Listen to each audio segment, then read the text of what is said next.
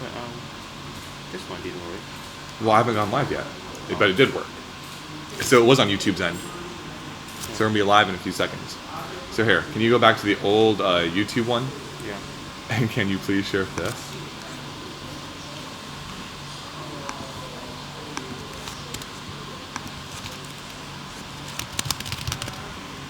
Link in the old YouTube video.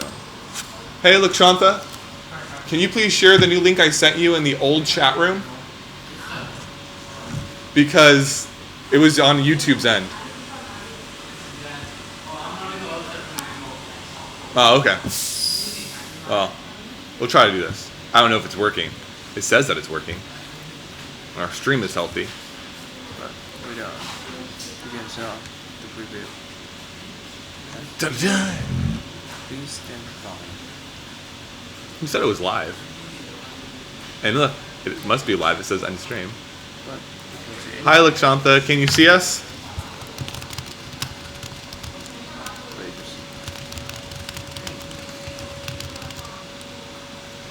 Oh, awesome. But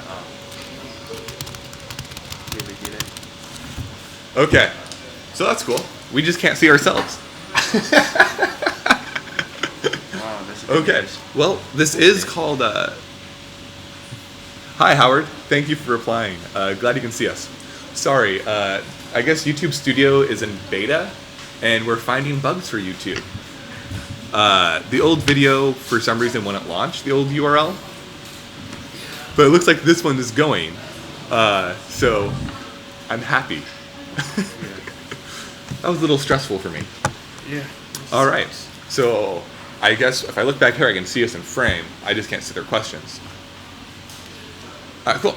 So, hi. Welcome to Seed Studio. We're here in Shenzhen in our main office. Behind us is actually just like doing a little test setup.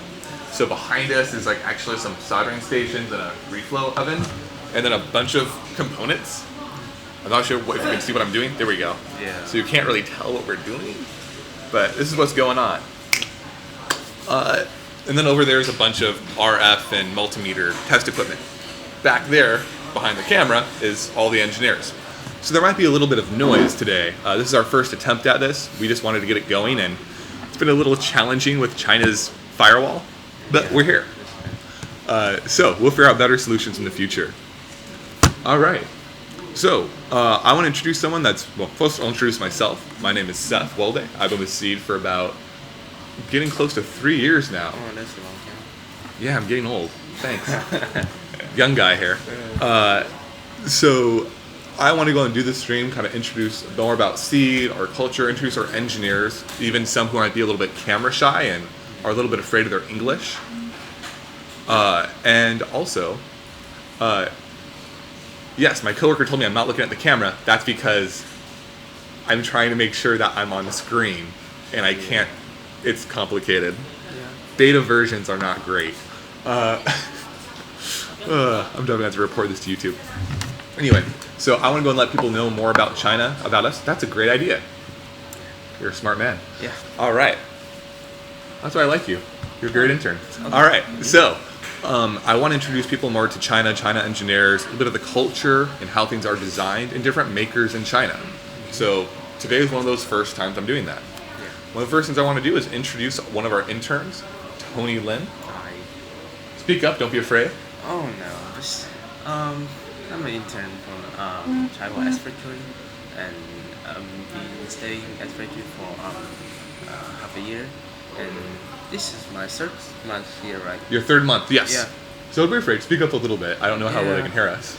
Oh, okay. Your English is great, do not worry. No, I don't. He's been worried about his English, which Yeah. is funny because he's one of the easiest ones for me to talk to. Yeah. Because my Chinese is so bad, even Yeah. after 3 years. Yeah. Yeah, thanks for agreeing. Yeah. Thanks. Okay. So, Tony, recently you actually wrote a blog. You did something recently. Yeah. You actually used one of our new products, a encoder. Yeah. Yeah, and actually, I'm gonna switch our camera view real quick. The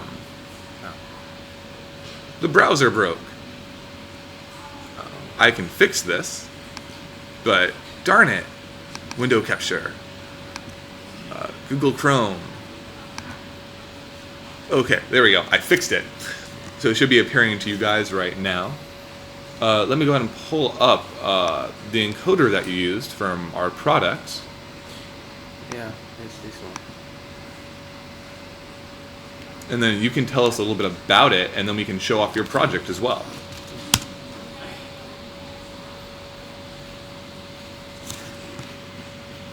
As it loads. Doo-doo-doo. So also, if any of you have questions in chat, yeah, make sure you speak up a little bit louder. Okay. Like, don't be afraid to yell at me. Yeah. I'll allow it this once. Yeah, sure. So,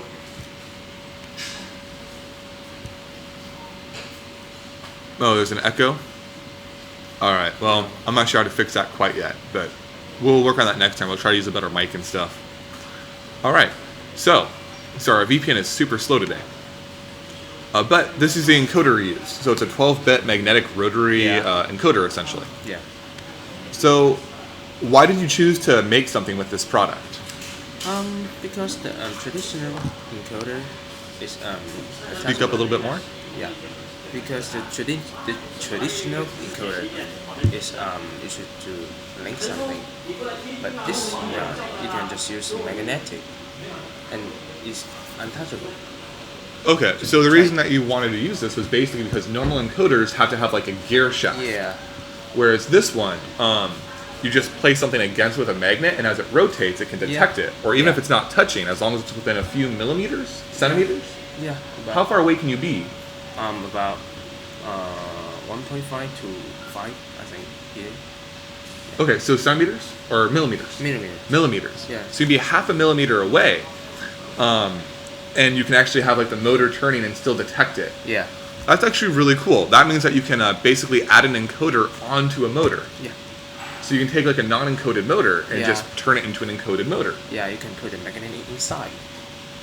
Yeah. Okay. Yeah. So I just would tape a magnet on the outside of the motor. Yeah.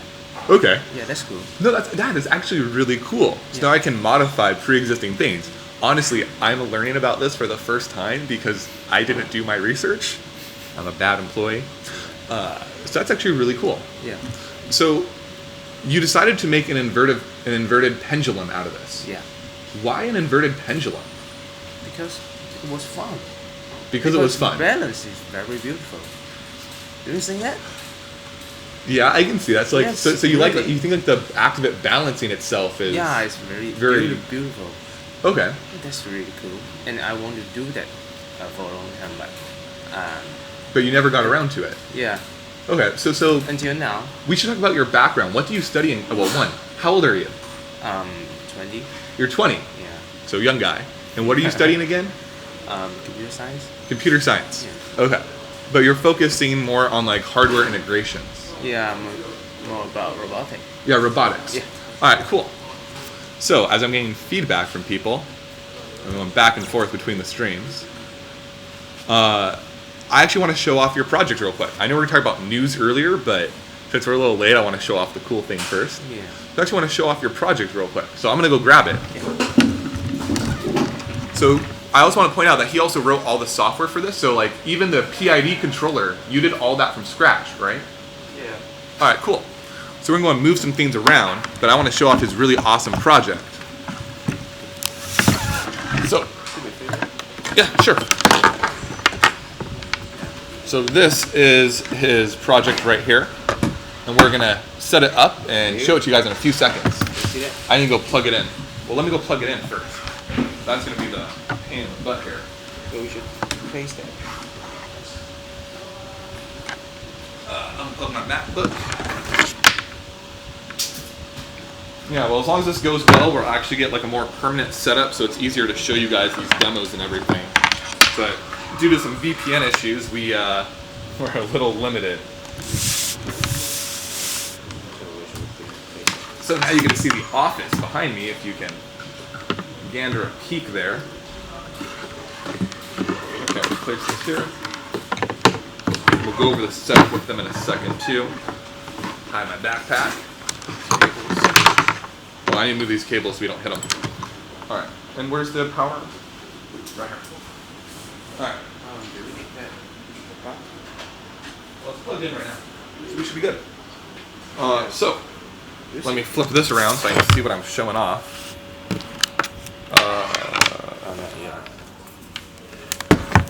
Okay, so I'm going to take this guy mobile.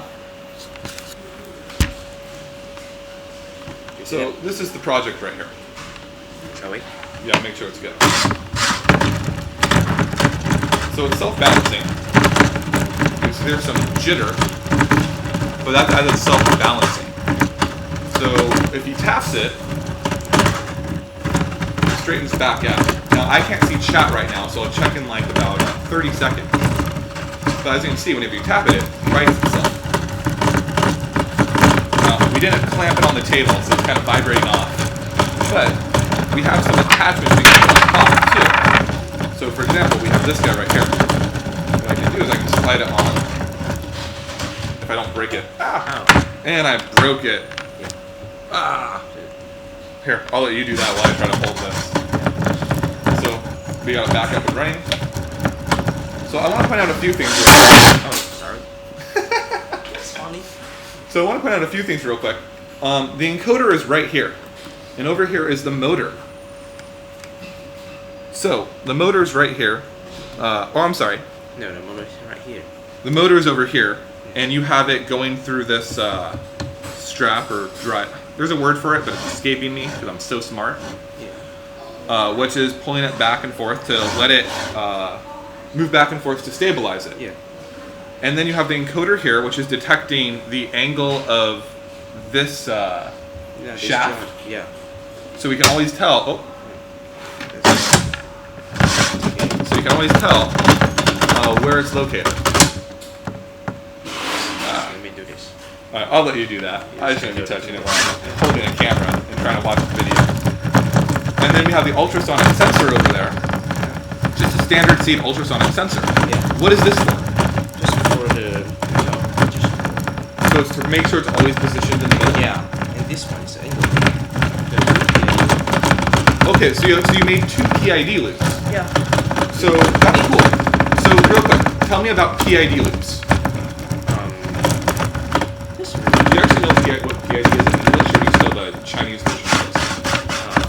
Chinese version. Okay. And the sensor. Well, then I'll quickly go over what PID is. Yeah. PID is basically an algorithm to help essentially correct a position. Yeah.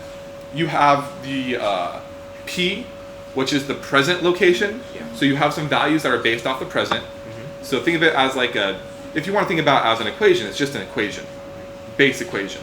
Then you have I. I is the integral. It's the error over time. So it's trying to correct an error over an amount of time. And then D is the derivative. It's trying to predict future errors. Mm-hmm. So PID. So each of those so there's a base equation, and then you take the integral, and you also take the integral, and you kind of give them different weights, and all 3 of those equations work out to help it balance.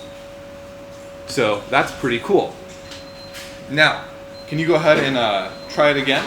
Yeah, maybe someone to update. Well, yeah, actually, hey Nicho, can I borrow you?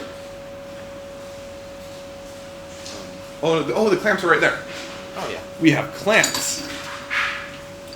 We were kind of prepared last night, and then due to issues getting the stream working this morning, we're a little frazzled. Sorry, guys. But doing it live. So yeah, we'll go ahead and clamp this down so it stops vibrating off the table. I'm gonna see if there's any questions. No questions currently. All right. So you actually wrote all this yourself. Yeah. So you didn't really use that many. I assume you used the existing library for this. Yeah. Use the existing library for this. Yes. But then you wrote the PID control algorithms yourself. Yes. That's true. Tony, I think I've told you this like 5 times already, but I want to do it in front of everyone. Hello, everybody. That is really impressive that you're writing like all your own algorithms for this and not just finding ones out there. Because there are no. There aren't? Yeah. There are no some PID algorithm library for Arduino. No, there's no. You couldn't find any? Yeah. Huh. So I have to. So if any of you know about PID algorithms for Arduino, let us know. But he's also open sourcing everything that he wrote. So it's already on Hackster.io, and there should be GitHub too. I'll make sure I link Hackster.io in the video description thing. And we're back. It's working. That's good. So we can add stuff. So as you said, there's kind of two ways this is controlling itself. There's one PID loop. The primary important one is this one. Keep it all straight. So that's functioning here based on the encoder.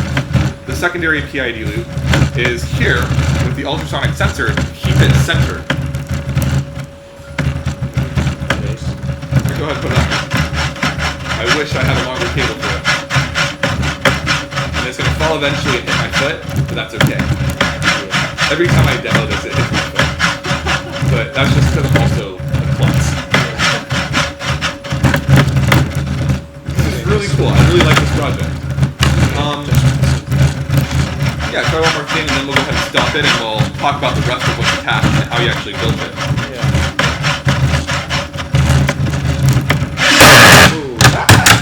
As it freaks out when it falls. Alright, I'm going to go ahead and unplug it. So that's the awesome demo that he built. We have some really great interns here, and Tony is definitely one of them. Yeah, cool. So, Tony, over here we have the Arduino. Yeah. So, let's go over this system real quick. Yeah. Because I only know most of it. One, we have our Seeeduino down here. Yeah. Seeeduino 4.2, which is basically just. Yeah. Oh yeah, I guess I didn't plug it. That worked. Yeah, this just. Oh no, the pin. No, that's now we great. can fix it. Yeah. So we have the Seeeduino right here. Yeah. This is the new 4.2. So it has 3 growth connectors already on it, and it's just mostly like a normal Arduino. Yeah. This is one we sell. I believe we sell it for $6.70 or something like that. It was pretty cheap. Yeah. Plus, it has the grove connectors on board. Yeah. Then this is the grove shield to add additional grove connectors. And why didn't you just use these? Why did you use the shield? There's no one. Oh, no reason? No, we just have I2C, 2 I2C, and I still need to use the digital thing. Yeah, here. Well, if I recall, you actually can use the I2C as digital. Yeah, but we need both. This one is I2C. Oh, I see, because they're. Oh, I see. They're sharing the same bus on this one. Never mind. I got you. Yeah. I knew that. All right. So, doesn't the UR also be able to use this digital though? Yeah. I think we can use the UR pins as digital. No, we don't. We can't? Yeah. Oh well. It's been ages since I've actually used those ports. Yeah. All I ever do is I2C at this point, and everything shares the same bus. All right. So cool. So then, what's this? The motor shield. The motor driver. Yeah. So we have a big heatsink on it. But Which, just a little bit. I mean, it's definitely a little bit warmer than the room, but not much. Yeah. And then this is what feeds into the motor. Yeah. And this is coming from our power supply for 12 volt. Yeah, 12 volt. So this is being 12 volts, and then we have it plugged into our very safe outlet over here. Yeah. All right. Cool. Yeah. They're very simple. So then, I'm also curious, like, what do you call this material that you built your frame out of? 80/40? 80/20? 80/20? Yeah. Well, yesterday you called it 20/20, right? Yeah, the Chinese style. Oh, so 20/20. Okay, China style. But, Yeah, Chinese well, style. back when I was in college, we used to have this stuff a little bit thicker. We called it 80/20, but Yeah. if you're calling it 20/20, that's what it's called. I wasn't mechanical, so I'm probably wrong about a lot of things. But no, this is great. Yeah. So I really love this project that you did. I remember like the first time I saw it, I actually started to jump up and down. Yeah, this is so cool. And I've been showing it to everyone that I take to tour our X Factory, our makerspace location. Yeah. Because I think it's really exciting that we actually have something there that we wrote all the code for in terms of the algorithm. Yeah. Normally, we don't do that and have such a physical, powerful display. We have like Respeaker or like DIY Amazon Alexa type stuff. Yeah. But we don't have like these pure mechanical things that are really exciting to show people. So I was really excited when you did this. Cool. All right, I'm gonna go on. Let's go ahead and move this back over there, and I'm gonna set this back up normally. Cool. And there's a few other things I still want to talk about on the stream, such as Maker Faire Shenzhen. So I guess I'll talk about that while you're cleaning up. So Maker Faire Shenzhen is coming. It's going to be on November 9th to the 11th. So it'll be at one of the Seeed's office locations, office park locations. So if you haven't come, just message us on Twitter or just follow us on Twitter. You'll find us eventually posting more information about it, etc. It's a lot of fun. It's a great time to explore China, explore Shenzhen. It's near the end of typhoon season. So hopefully the weather should be great. And it should be a lot of fun for all that attend. All right. Put this down just a tad.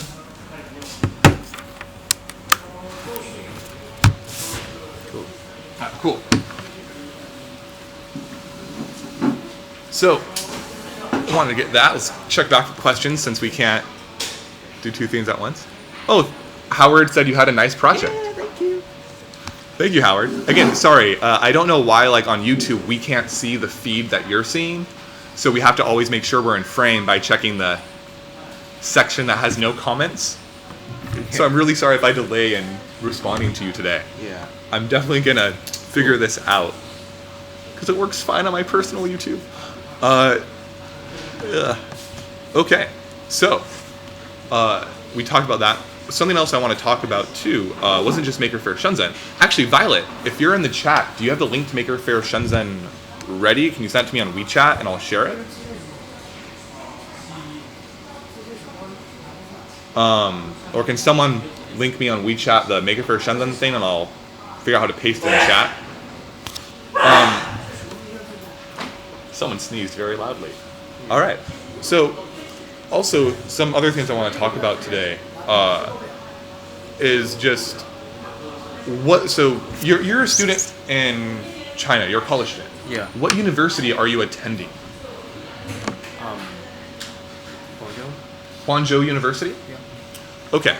So back when I went to the University of Nevada, Las Vegas, UNLV in the U.S. Yeah. It's in the state of Nevada, in the city of Las Vegas. The name kind of gave that away. Mm-hmm. But I studied computer engineering. Yeah. And from there I did everything from. I actually made my own transistor. We had like a small clean room. Mm-hmm. It was fun. I got to wear like this full suit. Yeah. And I got to like make my own like little capacitor. And I tried to make a transistor, but that didn't work. Yeah. It worked 1 out of 10 times, if I recall. Mm-hmm. But I think that was because I misread the equipment that it worked. Mm. But I actually got to build like my own silicon, essentially. Yeah. And then I did everything up to server-side code. Now, I don't remember most of it. Yeah. But I kind of know a little bit about everything. But I'm curious. I got to do all this stuff from like writing my own website to doing a little bit of server code, doing firmware, designing circuits. Mm-hmm. How widespread is your education? What is like the range of things that you learn from? Because you're a computer science major, but you're dealing with robotics. Yeah. At my university, computer science majors didn't play with hardware except like the Raspberry Pi to run servers. So I'm just curious, like, is this like robotics course? Are these part of your CS major or part of your degree? No. No. Just I learned it by myself. And just my hobby. Okay, so it sounds very similar to my university. Oh. And the reason I'm having this conversation Yeah. is I want people to know more about China, how the education system works, how like makers, former maker, actual real maker, how it's a little different in what you do. Yeah. So I think that's fascinating. So you self-taught yourself a lot of this hardware and mechanical things. Yeah. How did you do that? Through online? Yeah. Most of them. Where would you find your resources? Chinese websites, English websites? English website. English? Almost. Yeah. Okay, that's very cool. But sometimes Chinese website. Yeah. Yeah. So when I talk to like some older Chinese engineers, they're like, oh, it's always English. I always had to use English websites to learn this or that. But those are ones who are typically 30 and older, so Yeah. older than me even, Yeah. for like a month. Gosh, I'm getting Okay. old, man. Okay, Or that's 2 okay. months, 2 months. Yeah, that's good. But when I talk to younger engineers, one thing I'm finding is actually kind of cool and a little sad to a degree, because it means like, well, I'll get there. But a lot of like younger engineers like you and Nicho, you're finding a lot of resources that are on Chinese websites. Yeah. Which I think is great because it makes it easier for you to learn, of course. Yeah, of course. But what makes me a little sad about it too, and like I think it's great for you, like I think it's actually a good thing overall. Yeah. But it makes me a little sad because it means that there's not this one central learning hub where students can go and share all their knowledge. Yeah. It's now Britain, like there's always been a few separate ones like for Spanish and other languages too, but it was all kind of somewhat connected. But now that like the language is so different, and firewall stuff as well, it's like the Chinese are breaking off into like their own internet learning culture and resources, which I think is good because it makes it more easy for you all to learn in your own native tongue, which is great. I love that. But it's also kind of sad because that means it might be a little bit, you guys might not have as great English per se and be able to share it back, and like the transfer back and forth may become more strained. But I do think the overall grade on our knowledge will increase. I just kind of hope there's still a way to translate that information back and forth. And that's one thing that like I'm hoping that Seed can eventually do, where Seed can try to help bridge this gap between the two areas. Oh, thank you, Violet. Violet is sending the link for Maker Faire Shenzhen because she's totally awesome. So I hope there's like Seed can help bridge the gap, and other companies like Seed that are in China help bridge the gap between the outside China world and China, so that we can try to have this information continue to pass. So you know, I just wanted to bring that up. I really think that companies like Seed can do this, and I hope that we're able to achieve that. But yeah, your project's amazing. Now, actually, what I want to do is there's some news articles I want to bring up that I thought were kind of fun. So let me see if Nicho is available. Nicho, are you available to join us for this next section? Nicho? He said okay. So Nicho actually used to be one of our interns, and he's now one of our product managers. So I'm going to scoot over and grab one more chair, and I want to talk about some cool news stuff that I found that I like. And we will bring these up right now and talk about them. Oh, actually, you know what? Let's talk about your quick project first. I'm sorry, Nicho. So go ahead and bring your project over, and I'm going to give you a chair. So take his chair, and I'm going to go grab another chair. Here, go and grab a seat too. I'll be right back. And this one's big.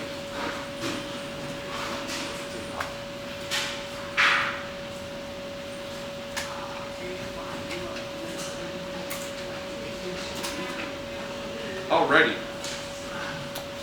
So, do you need a USB cable to charge? Yeah, you can use one of mine. I'll just unplug my fan. So, Nicho, can you sit here and then take a back seat for a second there, Tony? This one, right? Yes. Because that one's power only. I broke my data on that USB port. So Tony's here now. And then over here is Nicho. So Nicho... okay, hang on.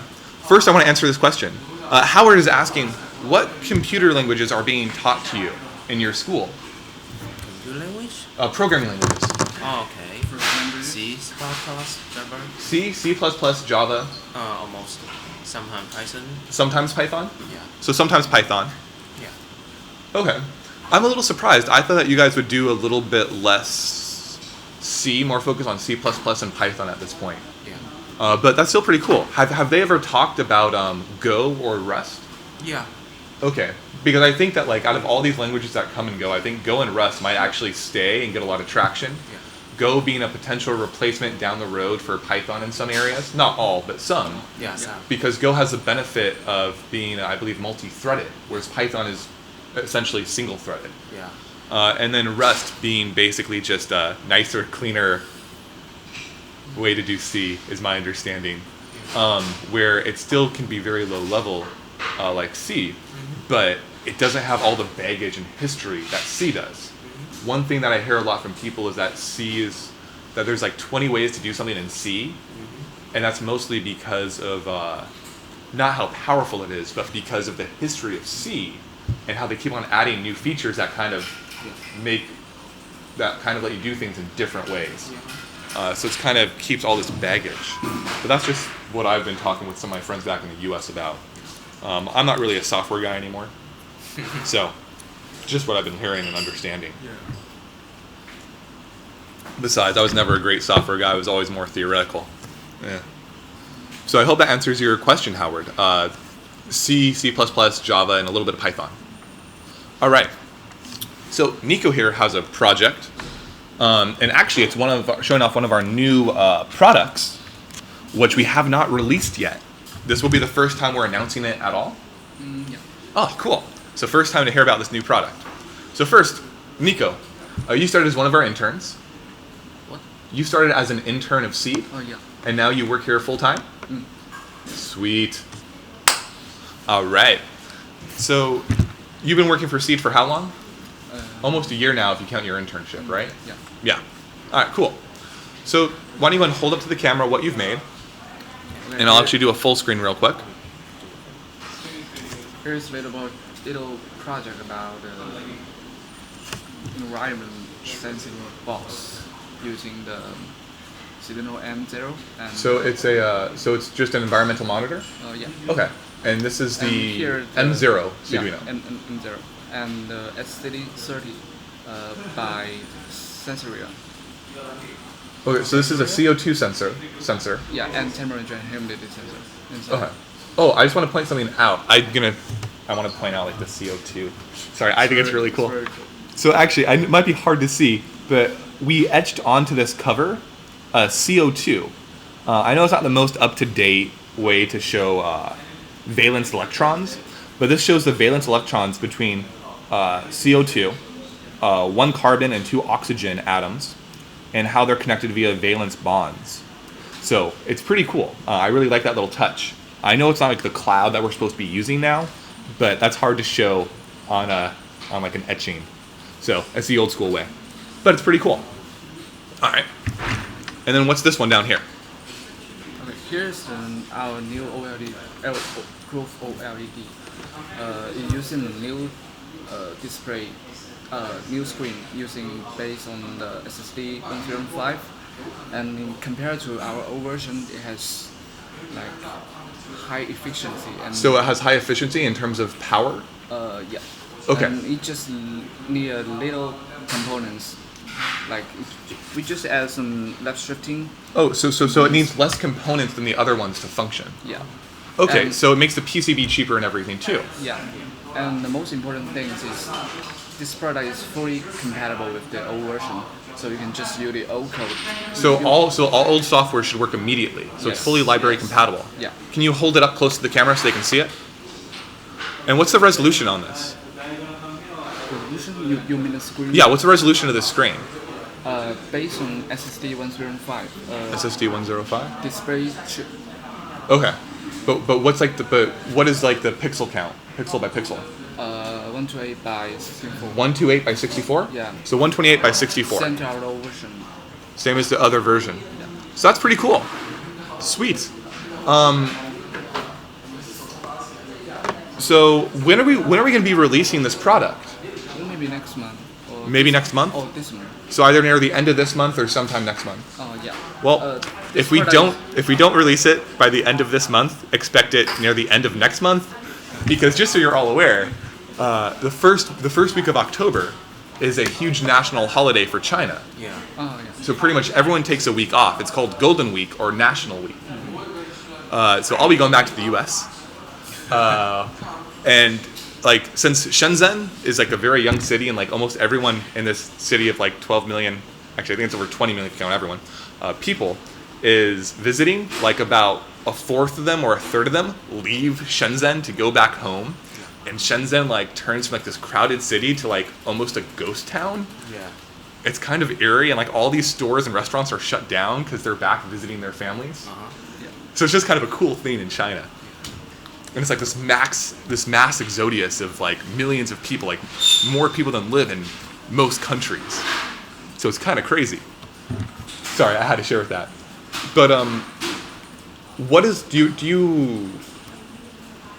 refresh rate on this device? on the screen?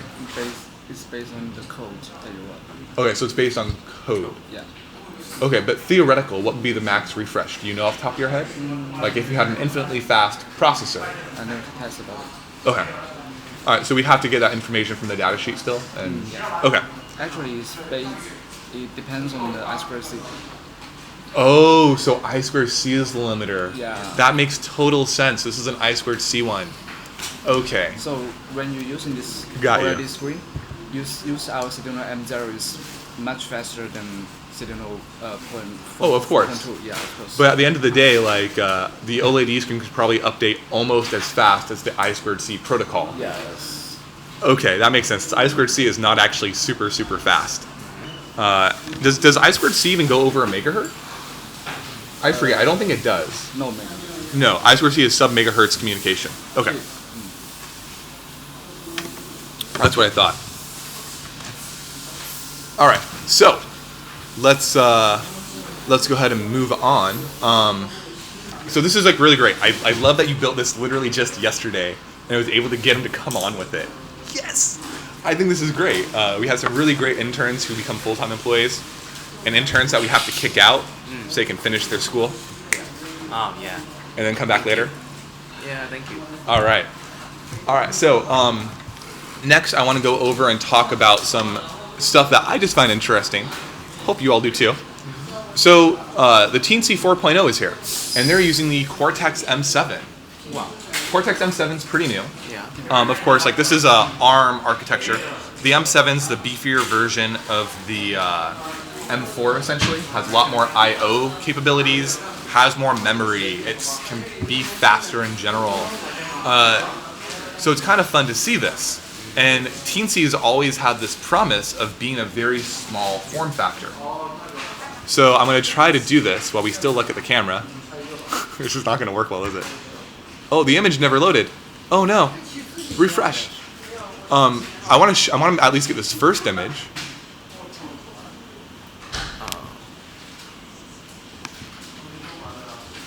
To show how small it is. Darn it.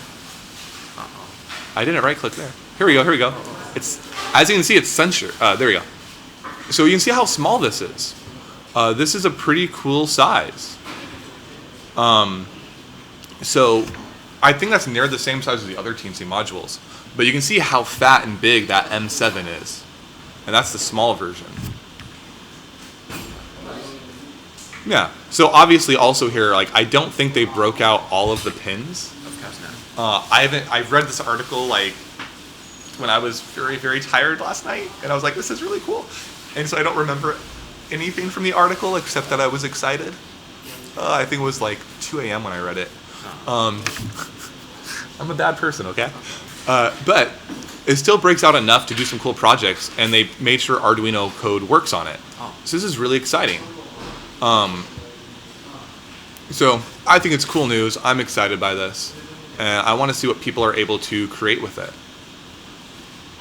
So that's incredibly fast for an Arduino, by the way. 600 megahertz. The only times I've seen anything faster personally that I can think of has been single board computers running Arduino code. Like the Intel Edison was Arduino code capable. And the Intel Edison ran at like, no, actually, you know what? That was dual core, but it ran at 500 megahertz. So this is actually faster. Yeah. I think the Intel Joule may have been, and that was definitely like 1 gigahertz and faster.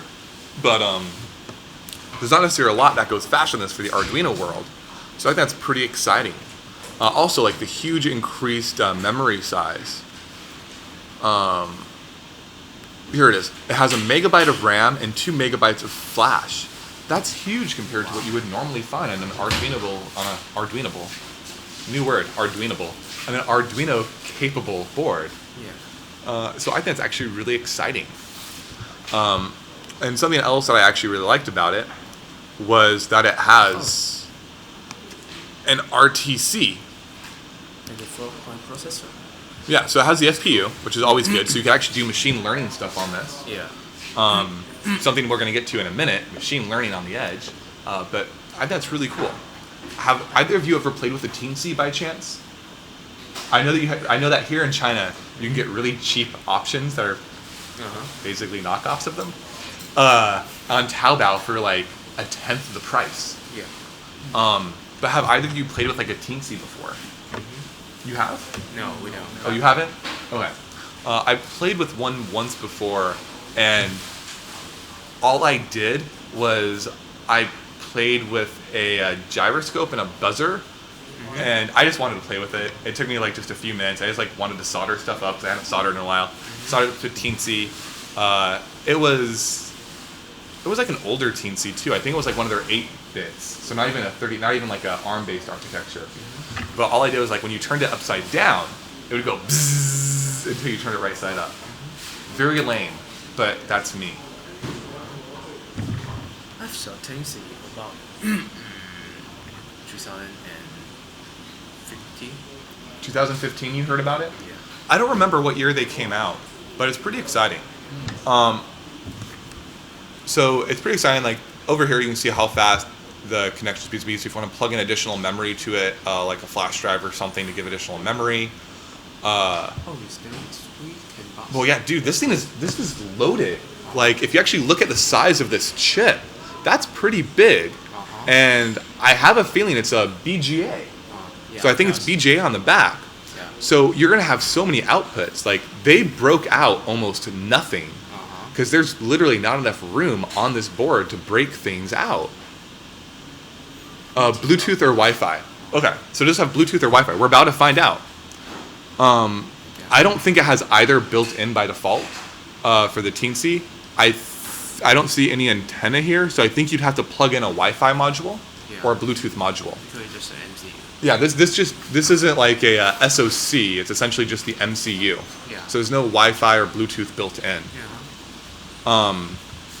Good question though. I'm sorry if you asked that a while ago. Again, I'm switching back and forth. I'll have to get dual screen going. But yeah, like this is like really amazing. Like some of this, because this is such a fast processor, you're starting to actually get some performance that's close to low end SBCs. Yeah. I don't know how this compares to like the $9 chip, that really cheap SBC they made, but I'm curious. That might be cool for someone to do a comparison between the two. Obviously, the software is entirely different, but the capability, the raw power, would be interesting to look at. So you have two I2S, which I'm not quite sure what it is. I think it's like kind of like I2C, but it's specifically for audio purposes. Yeah. I'm not too familiar with it, so I'm sorry about that. But you have 3 CAN buses. So obviously, like they're trying to get the M7 to go towards maybe automotive or robotics type use cases. Let's see. SD controller, 3 SPIs, 3 I2C buses, 7 different serial connectors. Oh my gosh, this thing is just loaded. Like, look at this. 40 digital pins, and they're all interrupt capable. Wow. That is great. 14 analog pins. This is loaded. Like, obviously, like this first one they released has all the sweet packaging. I think it's meant. I don't think it's meant for any specific purpose. I think this is meant to be like more of like a very general purpose MCU. Get out there, let people do whatever they want, and then they'll start releasing more specific ones towards industries. But it's really good. You have the random number generator, so you can do security stuff. Yeah, they have all this great stuff here. So, do you mention how much it is? How much it is? Yeah. You know, that'd be a great thing if I could find out the price. Price. Where's the price? Pricing would be great. So I'm not gonna go over all of this. But I think they have this embed enabled. I think I read that last night, and I think it was somewhere near here. But I think we're gonna get embed on this. Here they highlight the differences, so please check this out. I'll share this link later for everybody. What's the cost? I love when they have these nice breakouts. Wow. Always lets you know what's going on. No idea. For more information, check out this. Okay. So I didn't see a cost. So let me just look for a $. $20.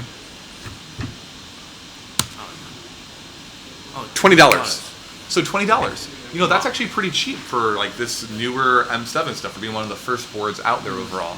It's not the first, but it's one of them. And so that's really exciting, and that's a good price point, I think, to get your feet wet. I think it might be a little expensive for the Chinese market, but for Western Europe, US, Canada, that's totally affordable. Did you want to add anything on this topic before we change, or no? Okay, so we won't be adding anything to this topic. Cough, cough. All right. So we talked about this. See if there's any more questions. There you go. Thank you, Howard. You totally caught for us, as I'm late to the party, as is usual. All right. So let's go over to the other thing I want to talk about. Machine learning on the edge. I'm actually an ARM innovator, which means that ARM likes me and thinks I'm cool for some reason. I don't know. I do have that gray hair, which I really need to cut. But ARM obviously, I cut myself somehow a minute ago. Weird. So as I notice I'm bleeding, hi guys. Live on air. They're very tired of my humor. They deal with it almost every day. So as an ARM innovator, I can say that ARM's really excited about machine learning on the edge. Yeah. ARM's making great strides with like server technology and everything too. But something that can be used to help save a lot of energy and power is if you can have low power solutions to filter out the information you send back to the cloud. Because the transmission to the cloud takes a lot of energy, which is of course power, carbon emissions, because somehow you have to charge those batteries. And at the end of the day, there's no simple clean energy. Even honestly, harvesting solar energy isn't necessarily the best thing either, because some of that energy may have been reflected back out, but now you're keeping it on the earth as well. And so that's extra heat added to the earth. So while it's still probably better than almost any other thing we have, wind is also a good one, but while it's still probably better than most other things, there's still some consequence to these. So if you can limit power consumption as we head towards an age where AI, cloud connectivity, and all this data is being collected, if you can find a way to reduce that for every device, that's going to scale into an amazing size in the end. So ARM likes this type of stuff. And so I've been interested in computing on the edge. You also have things like the ESP32, which can do a little bit of floating point manipulation here and there, I think. But the key thing is that you gather all this data and you only send to the cloud what you need. Or, and by that I mean you can have like a basic filter to only send specific data, or you can grab the data, do a little bit of have like a little algorithm based on machine learning that can say, okay, this is the important stuff to send, and then beam it off, Scotty. Yeah, send it off to the cloud for analyzation. And so what Alistar has been doing, the guy who wrote this article, he's been doing a lot of research on machine learning on the edge in terms of benchmarking and seeing what projects are out there. And so he's done a bunch over the last, 6 months, he says. Okay. I thought it was longer for some reason. But he's been gathering all this information, and now he's finally put it together to compare everything across the board so we can see the state that it's in.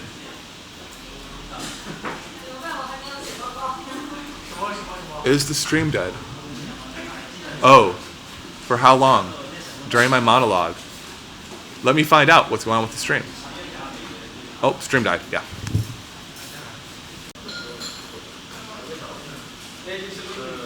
Okay, we looking good? We should be back in a few moments.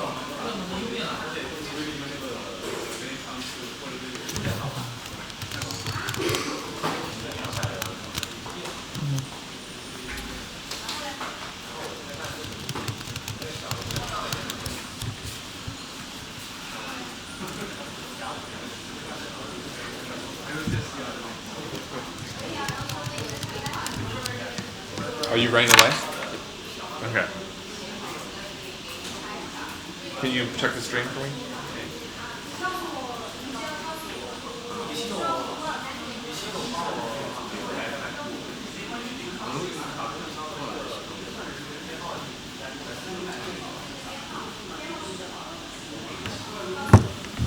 Okay, so is it back for you all? It looks healthy on our end. Looks like we lost almost everybody at this point, but that's okay. We'll finish up. We're going to talk about this for like another 2 minutes, and then we're going to end it.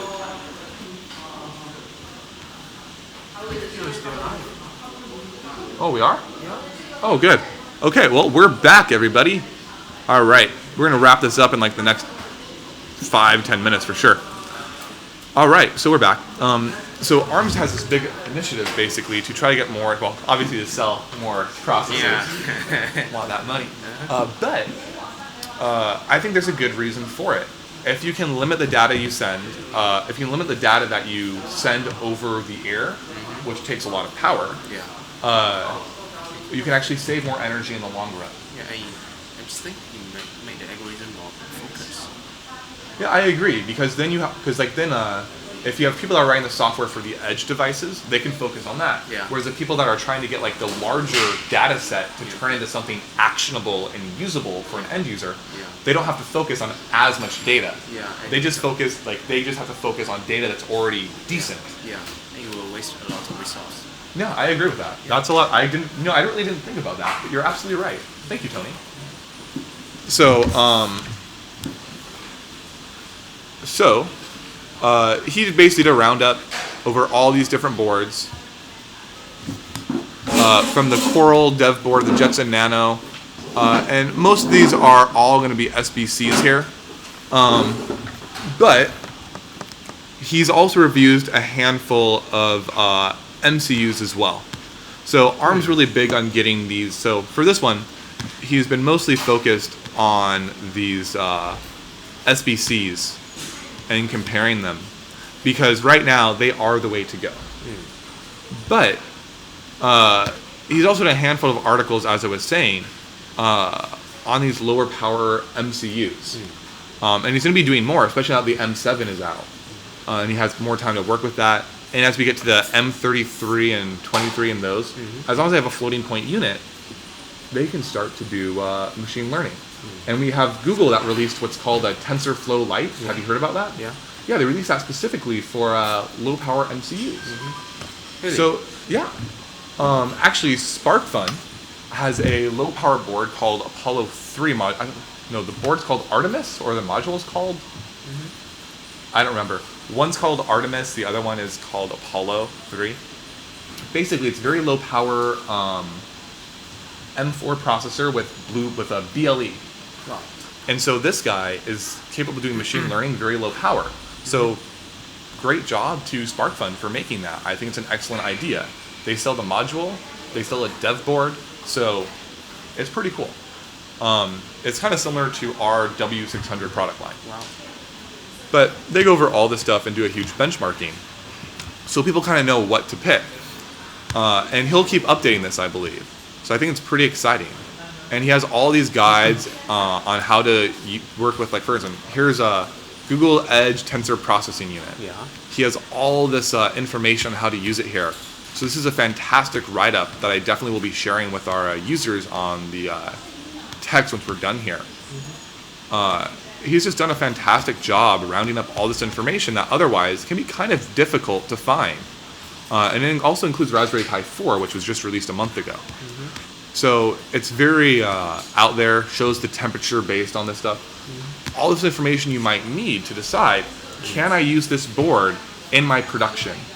Will this actually work, not just for testing, but will it work if I try to use it in my production unit? If I try to use it for my company, out in the field, what is the temperature going to be? What is the power consumption going to be around? So I really like what Alistar has been doing, and I just wanted to share it with everybody. So any last thoughts on this? No. No? That's pretty cool. I think this has gone 30 minutes over what we initially planned since we were late. So I think we probably should end it. So hi, I'm Seth. Thank you so much for joining us. Tony. What's your name again? Tony. Tony what? Yeah. Just call me Tony. Just Tony? Yeah, just Tony. Tony You're Lin. like Prince. You're like Prince. Like you're just so famous you don't have a last name. No. No, I last name Lin. You call me Lin. L-I-N Lin. So Tony Lin, you got it. Yeah, Tony Lin. So thank you for joining us. I hope you all enjoyed this. I'm gonna stay on for Oh. So no, we don't have info on the K21. That's not considered an SBC. That's considered an MCU. So I think he may have looked at that, but this write-up was specifically on SBCs. You know what? I actually know Alistar. I'll email him and ask him if he's gonna do one based on MCU sooner. And let me actually, right now, so I don't lie to you. Let me write a note to myself. Yeah. I'll ask Alistar to actually go ahead and ask. I can never spell this name. Alistar. I want to say Alistair. I think that's from Dragon Age, a fun video game.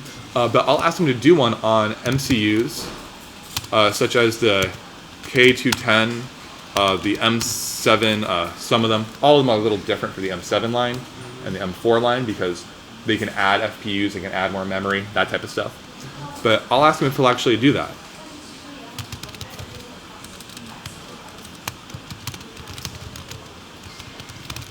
And I think ARM will also like that too, so maybe ARM can help me push that with him too. That's a really good thing. Thank you very much, Cheguaras? Sorry, How did? Let's try this. CHE. Cheguaras? Well, thank you for that suggestion. I'll make sure to pass that to Alistar to see if he can do this. He has he has a background in research and everything, so I think he does this really fantastic. And largely unbiased. Everyone has some bias, right? But he does it really unbiased, I feel.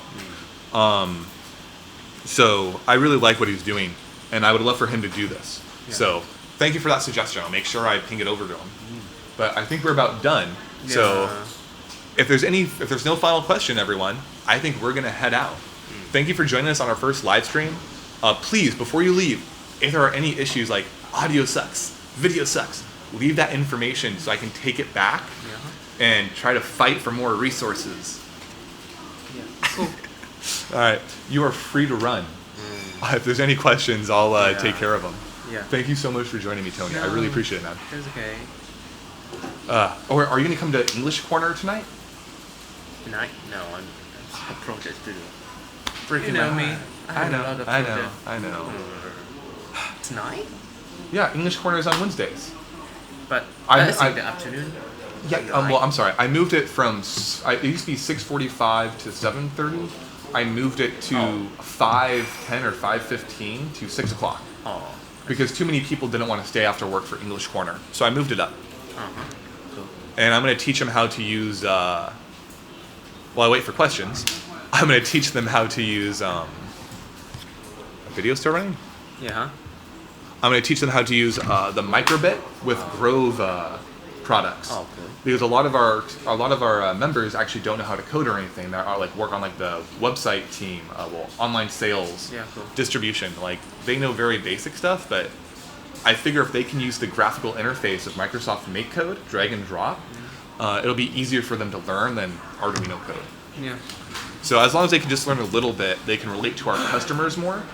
And some of them actually now want to learn Arduino because of it. At least, one specifically. But, I want to learn. Anyway, run away before I keep talking to you.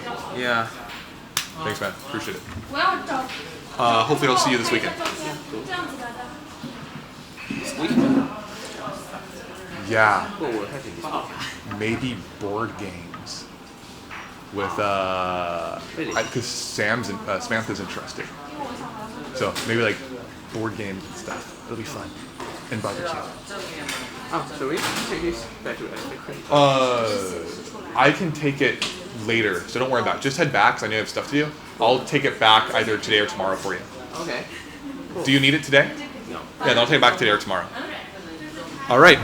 Well, huh? So you still need it? Yeah, I'm going to wait for another 2 minutes, see if they have any questions, and I'm going to head out. All right, so no questions. So if there are no questions, I'll turn it off.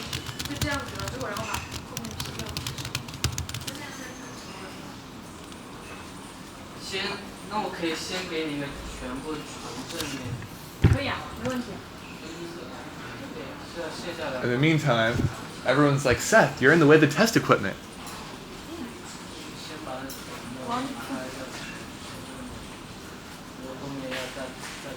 Alright, cool. Looks like there's no questions. So instead, I'll just put these lovely people on live stream. Da-na-na-na-na-na. Wave, Mandy. The internet's seeing you. Hi, CY. Hi. CY is one of our graphic designers. Mandy helps do our manufacturing sales and manufacturing management. So we manufacture boards for people. She's one of the account managers. All right, no questions. Everyone, have a great day. Take care. And I hope this was helpful to some of you.